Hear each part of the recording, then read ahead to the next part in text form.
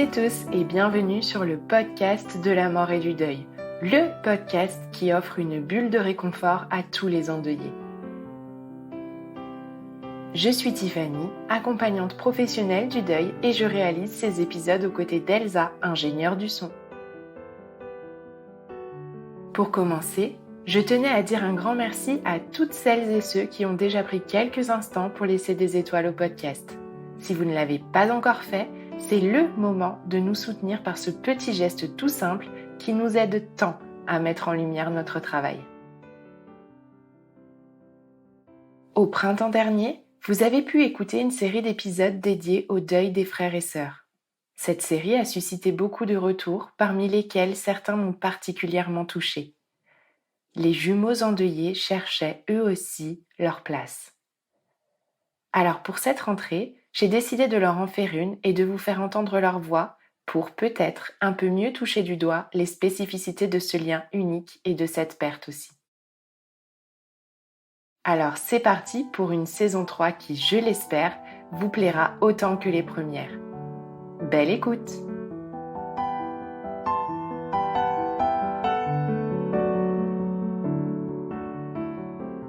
Bonjour, je m'appelle Julie, j'ai 28 ans et j'ai grandi avec mes deux frères Anthony et Mickaël dans la petite ville de Bru, près de Rennes en Bretagne. Je travaille aujourd'hui à Singapour où je développe l'activité d'une entreprise, une vocation qui m'épanouit au quotidien.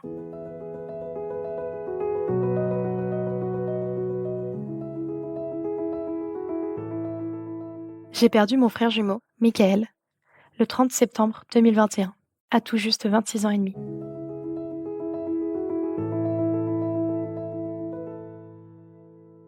Mickaël était charismatique. Il avait cette aura qui vous donnait envie d'avancer dans vos projets, de suivre vos passions. Plusieurs de ses amis, artistes pour la plupart, décrivaient Mickaël comme ayant été un moteur, un guide, mais aussi une oreille, quelqu'un sur qui compter, à tout moment. Car oui, Mickaël était courageux. Il en aura sauvé des vies, psychologiquement et physiquement. Pourtant, il n'exerçait pas du tout dans la santé. Loin de là. Oh, il aurait bien pu être avocat. Il prenait toujours la défense du camp adverse. Un vrai avocat du diable, ce qui, je l'admets, pouvait bien m'agacer. Il a même écrit au président, quand il avait 9 ans. Qui fait ça? Son audacité n'avait jamais fini de me surprendre. Mais bon, exercer dans le droit, c'est trop concret. Oh, il aurait pu être commercial aussi. Il l'a été d'ailleurs, dès ses 18 ans. Mais bon, ça n'était pas assez créatif pour lui. Il en aura fait des métiers, mais sa vocation, il l'avait trouvée, à l'aube de sa 24e année.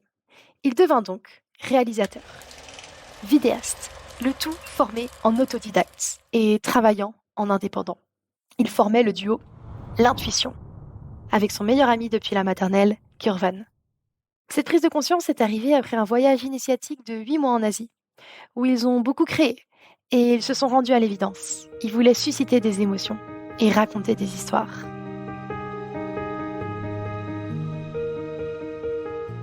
Nous sommes nés le 31 mars 1995, à 30 minutes près. Mickaël est l'aîné. Il aimait bien me le rappeler, avec son sourire malicieux lorsque j'étais dubitative en me disant « Tu comprendras quand tu auras mon âge ». Dans 30 minutes. Sa dernière demeure était d'ailleurs située à Rennes, en face de notre lieu de naissance, ce que je trouvais poétique. Je me disais souvent « Je ne suis pas seule. Il y a mon frère. Comment font les autres qui sont nés seuls et ils n'ont personne pour les protéger, personne du même âge qui vit la même chose au même moment ?» Alors très vite, j'ai eu besoin de mon frère dans ma classe. Comment aurais-je fait sans lui? Je pleurais son absence chaque matin. Alors mon frère est très vite venu me sauver de tout son panache. Nous avons évolué, ensemble, chacun avec nos béquilles respectives. Alors qu'à l'école, notre institutrice évoquait mon hypersensibilité. Elle obligea Mickaël à passer des tests pour savoir s'il était hyperactif. Il s'est endormi en passant ces tests. Je vous passe le diagnostic. Néanmoins, cette émotivité, cette brutalité, ce goût pour la vie, les autres, que certains auraient parfois pu prendre pour des pathologies, a en fait constitué notre force en tant que jumeaux. À deux, on va plus loin, on ose plus. Beaucoup de projets menés étant jeunes ont été portés par le fait d'être deux. À 8 ans, début de l'indépendance, nous sortions de notre quartier pour la toute première fois, mais avec un but. Nous partions en expédition dans toute la ville de Bru pour en ramasser les détritus. Il nous en aura fallu de l'hypersensibilité et de l'hyperactivité pour entreprendre cette marche, portée par des valeurs fortes et de l'énergie, beaucoup d'énergie. La même qu'a eu Mickaël à 9 ans, lorsqu'il distribuait des viennoiseries dans tout le quartier pour le Téléthon. Poussé par son énergie, Je l'ai rejoint l'année suivante. Susciter l'envie de passer à l'action. C'était donc ça, le super pouvoir de Mika, ou Mimi, comme j'ai toujours aimé l'appeler. Être dans un lycée différent m'a affecté plus que je ne l'aurais pensé. C'est à ce moment-là que j'ai compris que j'avais besoin de sa force. J'ai toujours aimé la singularité de mon frère. Comme cette fois, à 18 ans, où après une altercation gémellaire, il m'avait offert 2 poissons pour se faire pardonner, qu'il nomma Pimprenel et Nicolas. 2 jumeaux, eux aussi. Des tas de souvenirs me reviennent, en camping-car avec nos grands-parents se rendant autour de France, ou encore à la fête de la langoustine. Enfermer papy dans le poulailler, ou faire une cabane à chaque endroit où on foulait les pieds. Ah, et on a toujours eu exactement le même humour. Qu'est-ce qu'on a ri ensemble.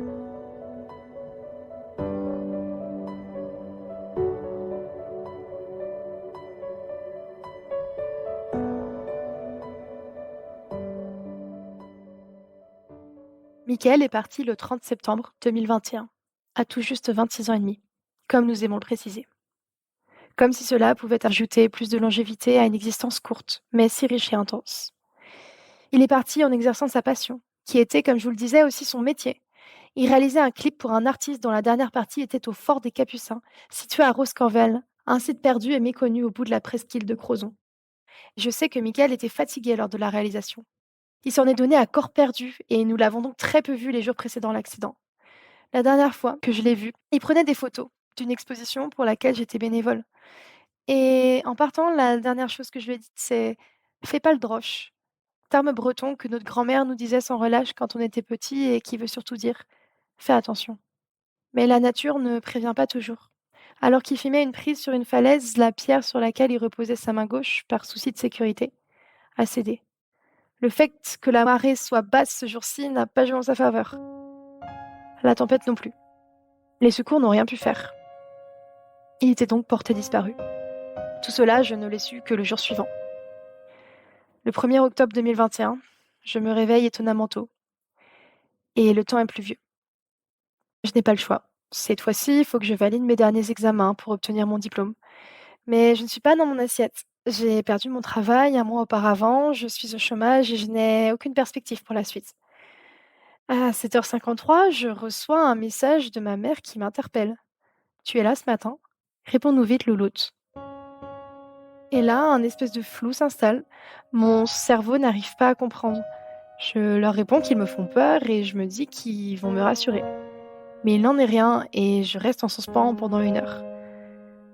Quand ma sonnerie retentit, j'ai compris. Ou du moins mon corps a compris. Je commence à trembler, à voir flou. Alors que je tourne la clé de ma porte, je sais que je vais fermer mon innocence derrière moi et ouvrir la porte à un drame et un possible traumatisme. Mes parents font en sanglots dans mes bras.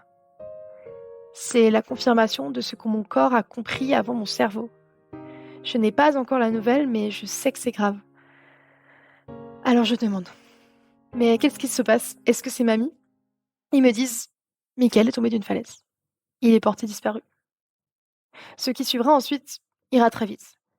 Dans ces moments, c'est le cerveau au système qui agit. Dans la voiture, je me souviens avoir poussé un cri du fond du cœur.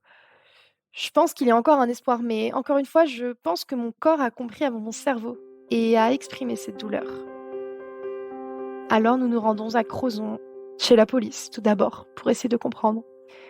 Ma mère avait l'intime conviction qu'il pourrait être reclus dans une grotte. Les gendarmes ont réduit ses espoirs à néant.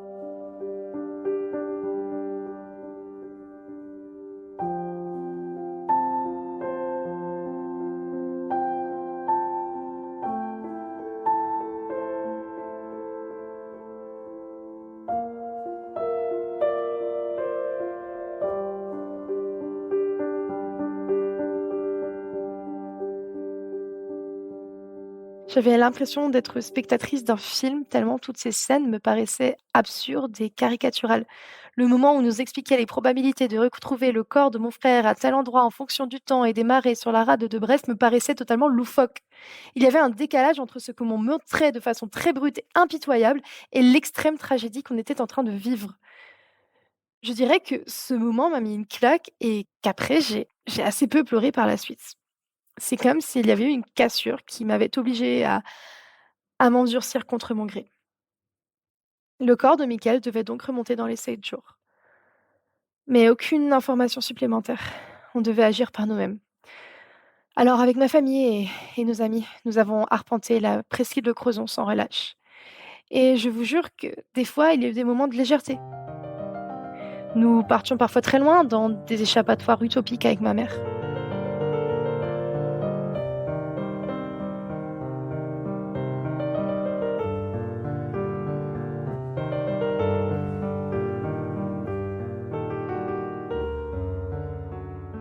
Et 7 jours pile plus tard, il se montra. Et heureusement, c'est une patrouille qui l'a repéré avant nous. Alors, on s'est réunis, près d'un faucon noir avec ses amis. On parlait peu, mais on était ensemble. Je demande aux gendarmes s'il y aura une autopsie. Ça sert à rien, qu'il me répond. Plus rien n'a de sens.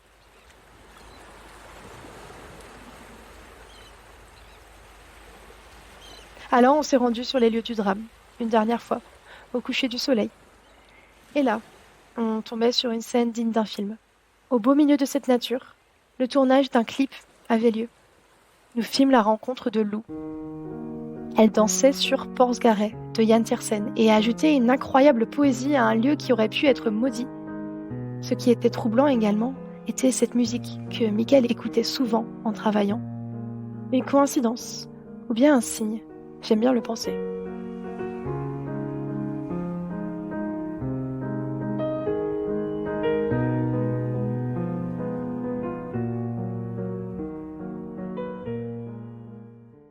Il est temps de ramener le corps de mon frère à Rennes.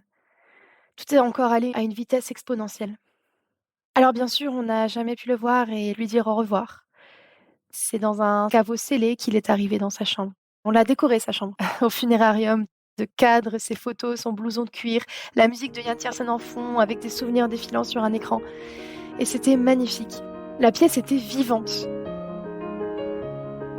Alors on s'est relayé sous forme de permanence. Et je me souviens que la chose la plus compliquée était de devoir gérer les différences d'émotions des personnes. C'était très particulier. J'avais l'impression de devoir m'adapter constamment et de ne pas vivre mon propre deuil. Puis gérer les phrases du style «Ma pauvre» ou «Il n'y a rien de pire dans la vie» et entendre ça, en fait, ça n'aide pas du tout. J'ai voulu retrouver très vite, tout le monde ayant croisé le chemin de Mika avant que les funérailles aient lieu. Je suis partie dans cette quête parce que ça me semblait fondamental. J'ai reçu beaucoup de messages de condoléances en retour, des lettres et des fleurs et ça m'a énormément touchée. Je dois admettre que je n'ai pas eu la force de répondre à tout le monde, mais c'est vraiment resté dans mon cœur.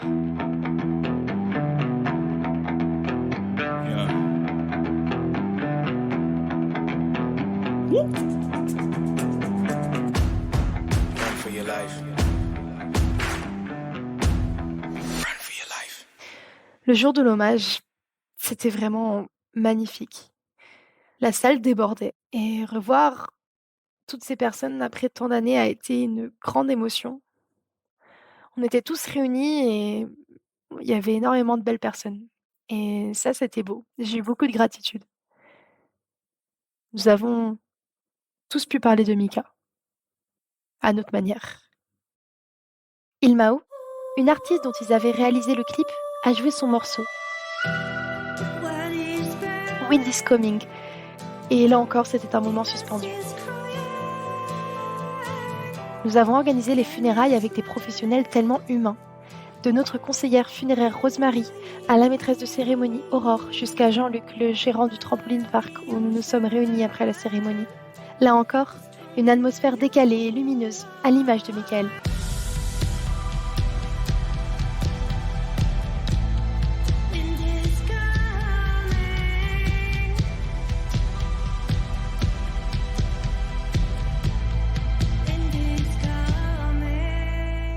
Hélas, ce drame en a engendré d'autres. Mon grand-père a été anéanti par la nouvelle. L'effet de l'annonce du décès de Mika a été un choc pour lui. Un mois plus tard, et le jour même où nous enterrions l'une de Michael au cimetière, il mourut soudainement d'une crise cardiaque. Sûrement le syndrome du cœur brisé. On peut donc bien mourir de chagrin. Après avoir enterré mon frère, nous sommes donc allés voir mon papy et il était prêt dans sa chambre mortuaire non loin de son petit-fils. C'était complètement incongru et encore une fois, ça n'avait pas de sens. Mon père m'avait appris son décès au milieu d'une situation extrêmement concrète, alors que je révisais ma comptabilité pour obtenir mon examen. De deuil soudain, si proche, à un mois d'intervalle, je me suis juste résignée. Je me suis dit: «C'est donc ça une tragédie». Ma grand-mère a vu le départ de son mari et a appelé les secours. Je pense que cela fut traumatique pour elle. Ma grand-mère perdit peu à peu sa capacité de raisonnement. Elle a été hospitalisée plusieurs fois et est depuis placée dans un centre pour personnes âgées désorientées. Dans son esprit, son mari est toujours là, part au travail chaque matin très tôt et revient tard le soir. Dans son monde, Mika est aussi parfois présent.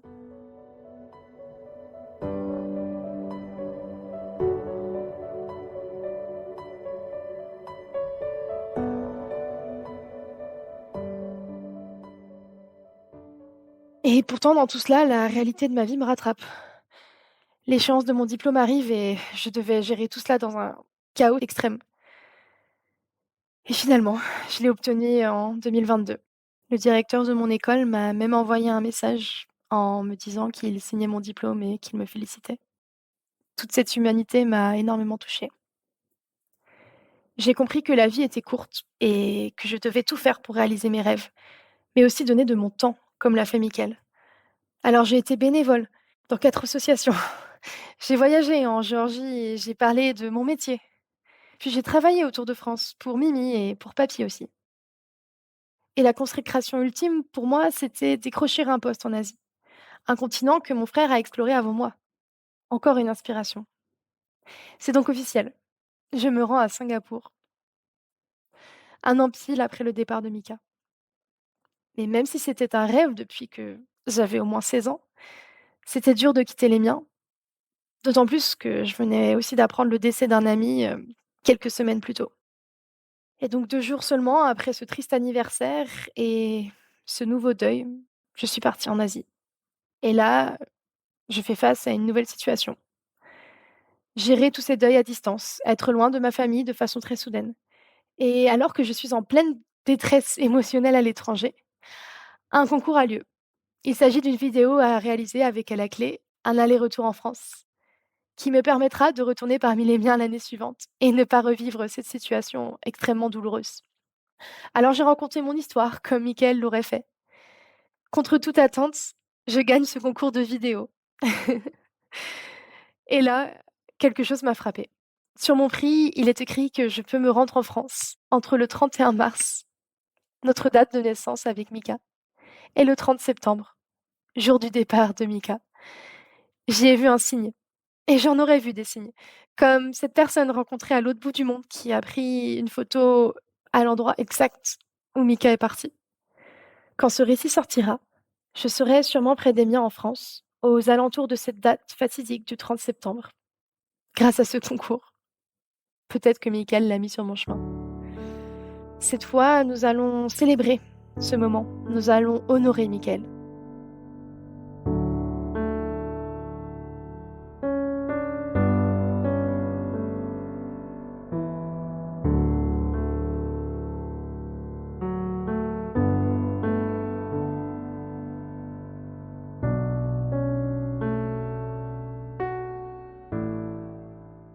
J'aimerais aussi parler de mon ressenti au quotidien. Je pense que d'une façon, je suis toujours un peu dans une phase de sidération. Encore ce matin, en me réveillant, je me suis dit que ça faisait longtemps que Michael nous avait pas donné de nouvelles. Je ne me suis pas souvenue tout de suite qu'il n'était plus là alors que ça va faire 2 ans. Des fois, je peux raconter l'événement de façon laconique, policière, telle que je l'ai entendu la première fois. Parfois, l'émotion va venir d'un coup, mais je ne peux jamais prévoir. Je n'ai pas encore rencontré d'endeuillés jumeaux. J'espère un jour pouvoir rejoindre un groupe de parole, mais ce deuil reste marginal et j'ai tenté des démarches et je n'ai pas réussi à trouver un groupe dans ma ville, à ce moment-là à Rennes. Je pense à lui chaque jour et d'autant plus à chaque fois que l'on parle d'un sujet directement lié à lui ou à son accident. Bien entendu, J'ai souvent redouté la question fatidique. Tu as des frères et sœurs? Et je peux vous dire qu'elle a souvent eu lieu depuis.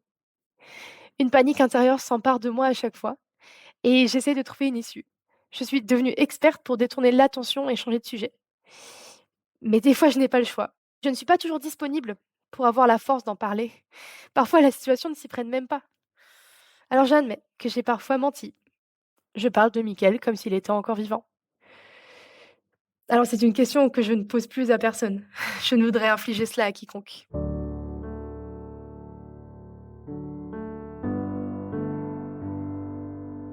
Je peux vous dire que mon regard a changé sur la vie. Tout me semble léger. Je vis désormais pour deux, et il m'apporte toute sa force.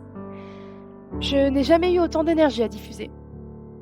Je profite de chaque instant, car je sais qu'il peut s'agir du dernier. Je suis devenue plus sage, en quelque sorte.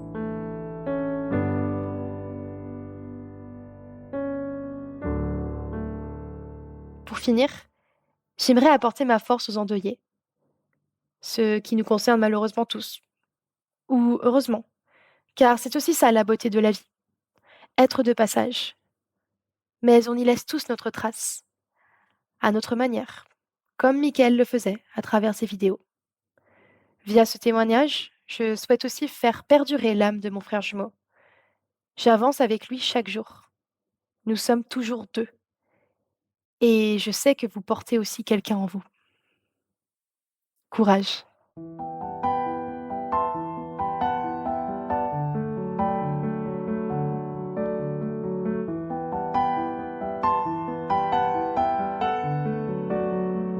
Si cet épisode vous a plu, prenez quelques instants pour le dire en laissant 5 étoiles sur votre plateforme d'écoute préférée et quelques mots de soutien sur Apple Podcast. Vous donnerez ainsi envie à d'autres auditeurs de le découvrir et c'est comme ça qu'il rayonnera toujours plus fort. Vous pouvez aussi nous aider à financer le matériel, les frais d'hébergement et tout le temps alloué à ce projet en faisant un don sur mon site web www.les-envolés.com dans l'onglet Le podcast. Cet épisode a été monté, mixé et arrangé par Elsa Doll. Un grand merci à tous pour votre fidélité et je vous donne rendez-vous la semaine prochaine pour un nouvel épisode.